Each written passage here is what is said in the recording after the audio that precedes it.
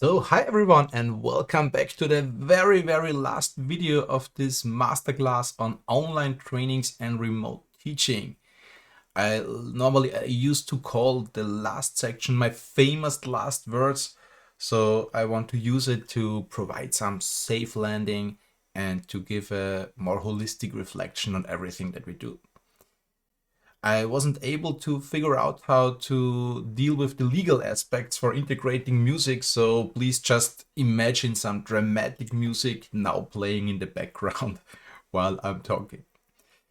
Okay, so anyway, let's figure out the whole situation, how everything started. Why are we doing this training? So I guess all of you know um, we are in the middle of a pandemic or at the end of a pandemic, and the whole remote situation, we were struck by a lightning which came out of nowhere. So I don't know how you feel or how you felt in the last couple of months. For me it was something like, wow, what was that? From one day to the other everything should switch remote, and this really puzzled me. So I don't know how your feeling was, but I had an emotional journey from ups to downs. And basically in the post processing or the reflection, I think I could say I went through different phases. Like I started with a kind of a paralyzation. I was stuck in a shock. I couldn't do. I was like, what's next? What should we do?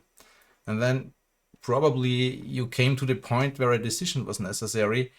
Do we want to just give up and cancel everything, or do we take the second path, and let's try? So the second phase is some bravery and action. So yeah, we want to go, we want to do. And I guess as you're watching this video, I think you also have chosen the second path to let's go. So, and in the end, after 1.5 years roundabout now, we end up at the situation where we have to say, cool, we found some things that are working and some other things that don't work, of course. But obviously something is keeping moving right here. And today, already when we hopefully, fingers crossed, can see an end of the pandemic and a comeback to real life, I think we are in a realization phase where we are saying, okay, it's a topic of disruption. It's a disruption of teaching and lecturing. So digitalization has come to stay. It's not sure in which way and to which extent, but very likely many of these things that we have experienced and that we have learned are more than just a placeholder. They are more a new option that we can use in the future. So I would say there comes the light. So we can see some light somewhere. So if we reflect the present situation where we stand now, we can say we gain some new experiences, some new competences. And this is not only valid for us as trainers and teachers, but it's also valid for students and participants of a training. So in general, digitalization skills have improved. And today, probably, if I look around, we can say, yeah, we get it done somehow. I have to admit, I still miss the personal contacts with people, and I'm really waiting to see everyone in real life again. But somehow we get it done, and some light at the end of the tunnel is visible for us. So what does this mean for the future? What is the perspective? So my personal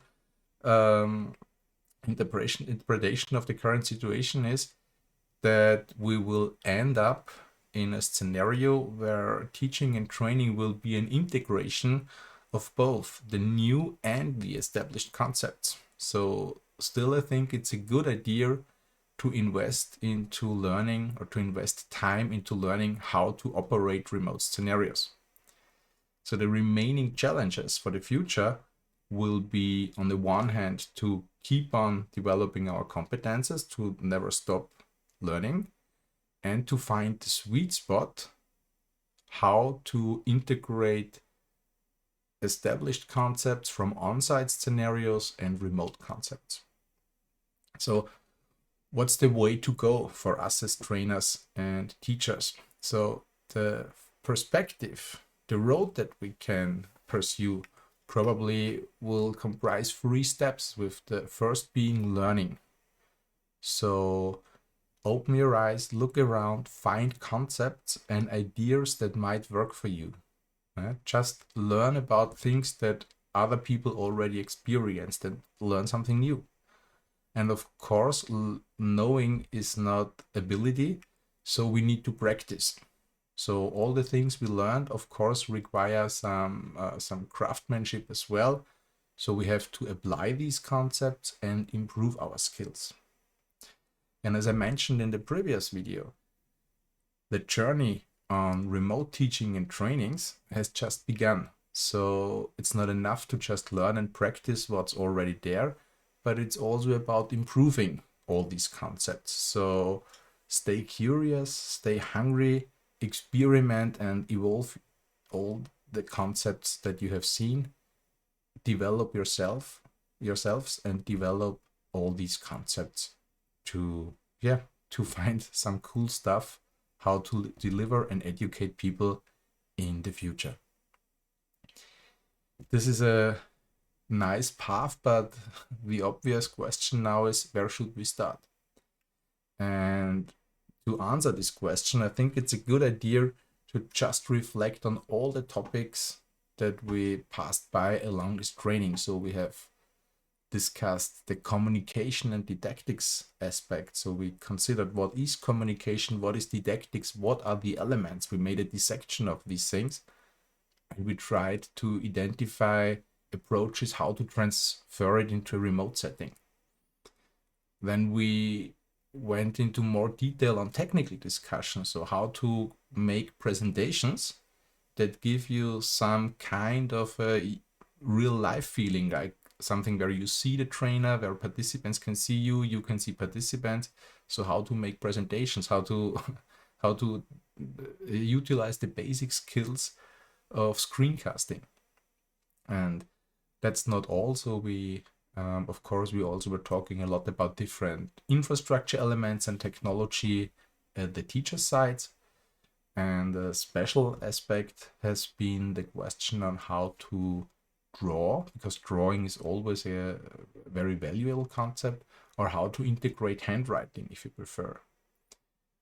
Yeah, and besides the teacher to the student's perspective, we also have been considering how to involve interaction elements, like how to do exercises, group works.